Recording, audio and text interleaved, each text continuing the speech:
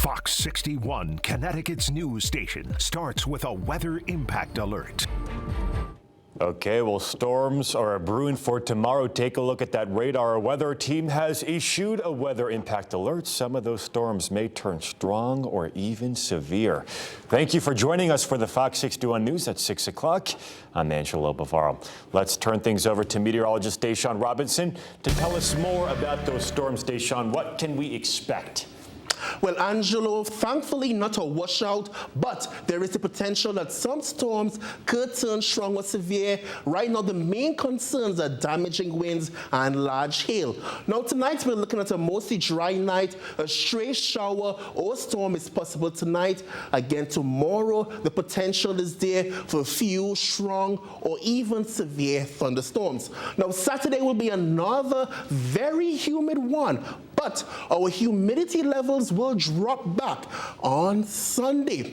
Right now, our temperatures are ranging from the 70s to the low 80s across the board. And again, it's pretty humid out there with our dew points in the 60s. So one more humid day before things return to the comfy zone. Tracking some showers and storms in northern New England, and then we have more showers and storms in parts of the mid-Atlantic region.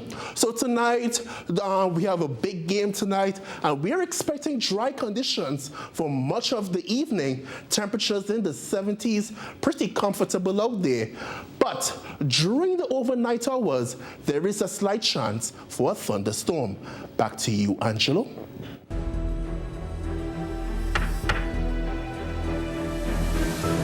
Three of the four men accused of attacking a woman in Waterbury faced a judge this morning. Jamie Martinez Sanchez, Jorge Feliciano Borges, and Brian Williams were all in court. The fourth man, Dante Keels, posted his bond and will appear in court at a later date.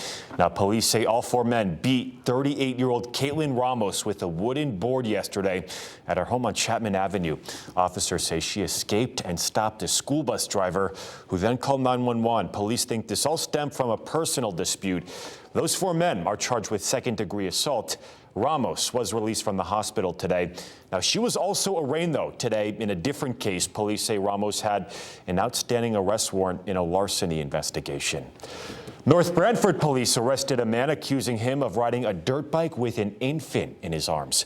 Officers say 35-year-old Timothy Sherrick was holding an 11-month-old. He's been charged with risk of injury to a minor. And police say this is not the first time this has happened.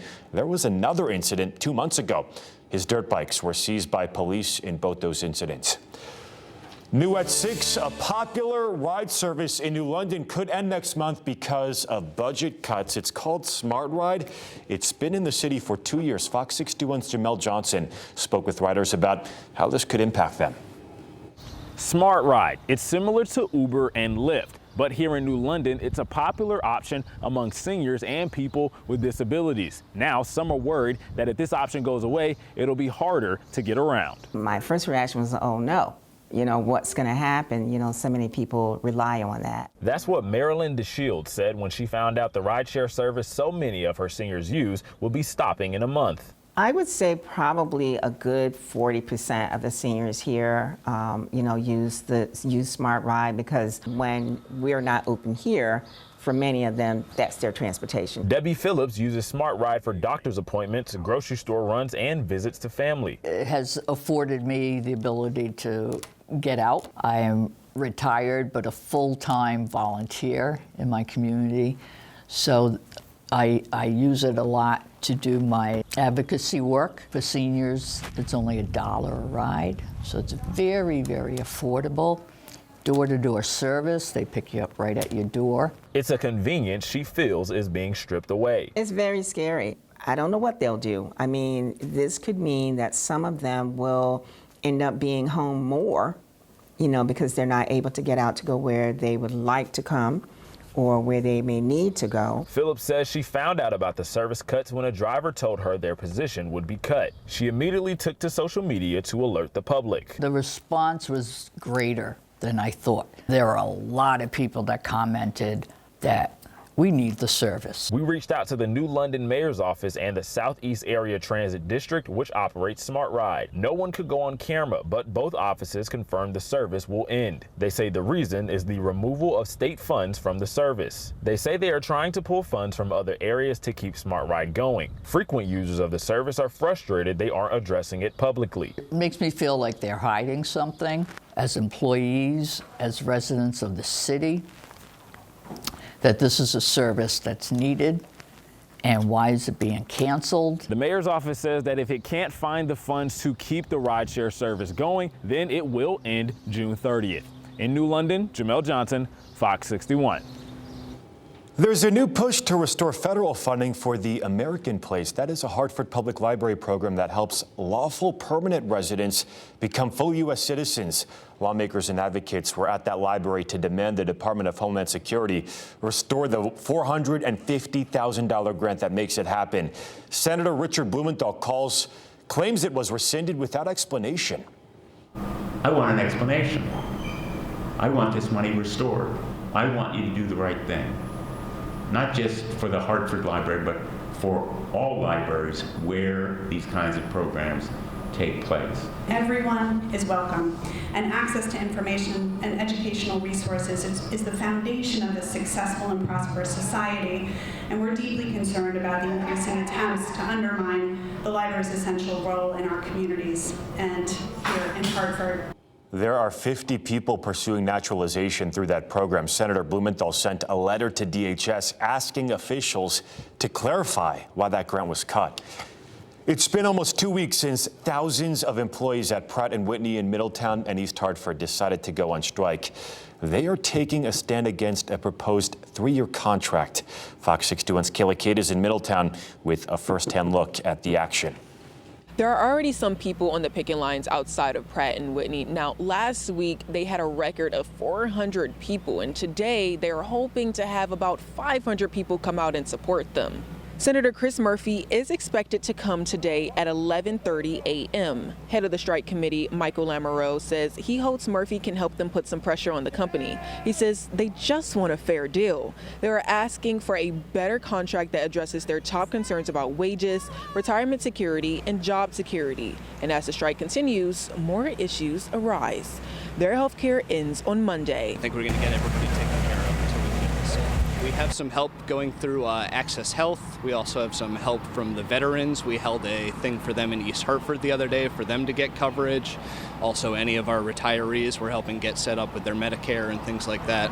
Lamoureux says this was the first week members did not get a paycheck.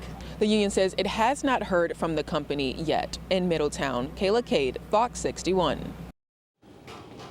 And it's not just people in Connecticut on strike. More than 400 members of the Brotherhood of Locomotive Engineers and Trainmen, or BLET, walked off the job this morning in Newark, New Jersey.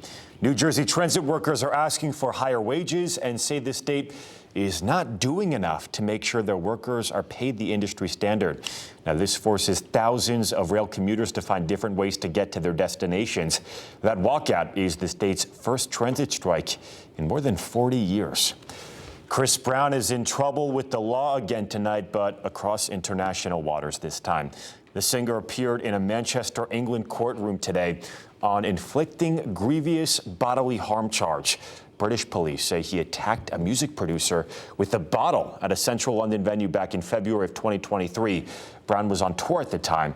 He was in the UK this week, and London police arrested him on Wednesday. The Secret Service is investigating a former FBI director because of what they say is a suggestive social media post. James Comey posted this photo on Instagram yesterday of seashells shaped to create the numbers 8647. Now, 86 informally means to get rid of. Some use it as slang for murder. Officials are interpreting the 47 for President Donald Trump, the 47th president. Now, that post has since been deleted. Many Trump administration officials say Comey was advocating for the assassination of President Trump. Comey served during Trump's first term. The White House says he was fired because he mishandled the Hillary Clinton private email server investigation. New developments in the Russia and Ukraine war. Both sides agreed to a prison swap today, but no ceasefire. The Ukrainian defense minister says they will each release 1,000 captives. This is the biggest prisoner swap since Russia invaded Ukraine and when this war started. Peace talks lasted less than 2 hours. Reports say both countries need to find middle ground on key conditions to end that fighting.